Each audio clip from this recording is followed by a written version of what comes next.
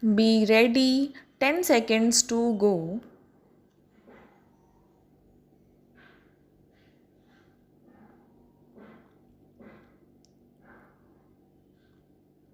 Start. I feel privileged to be here today to inaugurate this very important national conference on the role of our women in processes of nation building. Is it not a comment on our social and political consciousness that we still feel it necessary to organize such a conference on a theme as obvious as this? Can it ever be that half the population of a nation has to even reiterate its relevance to the processes of nation building? The time has come for us to give due place in our society, including our political institutions, our economic processes, and in every walk of life, to our mothers, sisters, and daughters, to those who make our homes, nurture our children, shape and mold the citizens of India of tomorrow. No nation can stand proud if it discriminates against any of its citizens. Certainly, no society can claim to be a part of the modern civilized world unless it treats its women on par with men. The time for genuine and full empowerment of our women is here and now. This is an idea whose time has truly come, but whose realization we must all now work to ensure and to make this happen. We in our country must never forget our own proud legacy in this regard. No democratic revolution had ever before given women equality of status as our leaders did during our own freedom movement. Even the French Revolution did not give equality or fraternity or true liberty to the French woman. Against this backdrop of history, India's freedom struggle made a historic and heroic departure by upholding women's rights. Mahatma Gandhi declared that as long as women of India did not take part in public life, there was no salvation for our country. Large scale participation of women became the defining feature of our struggle for our independence. Out of that came the recognition that our men must play their due role in all processes of governance.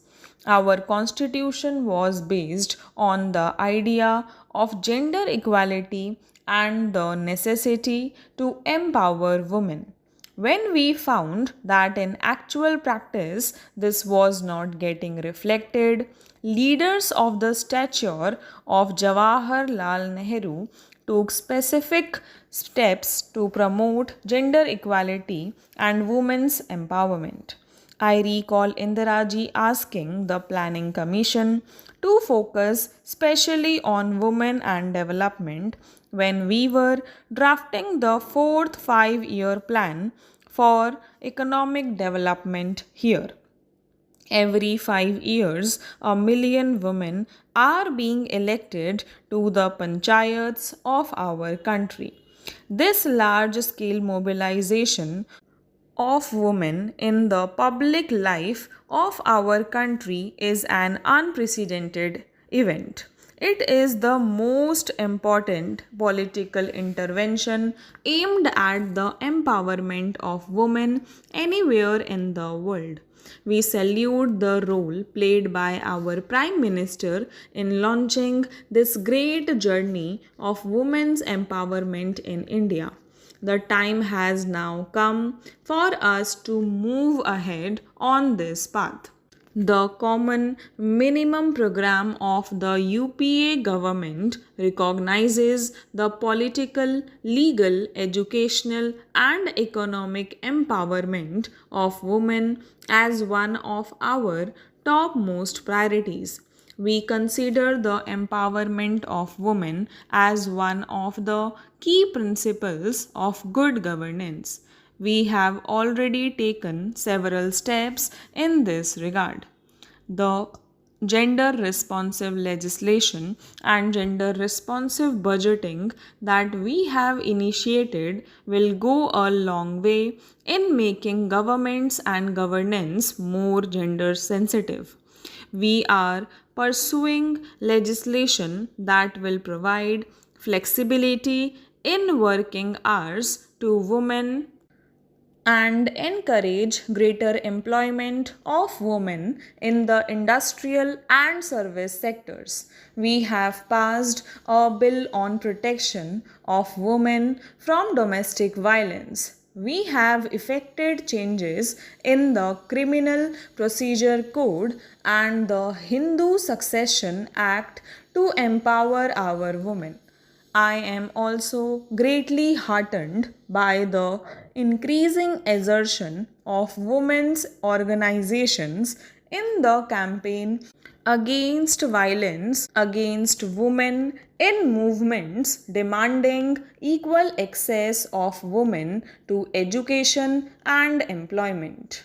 The NGOs and state governments that have empowered women through the growth and spread of microcredit and self help groups have recently won the admiration of distinguished visitors from abroad, including the president of the World Bank, who told me that these are the best examples of women's empowerment anywhere in the world.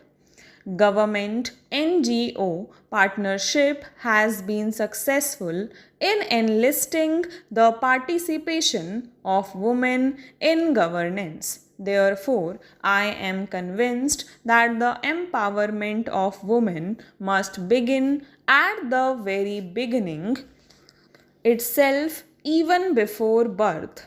The unacceptable crime of female foeticide being encouraged by the widespread misuse of modern technology and its mindless commercial exploitation must be stopped.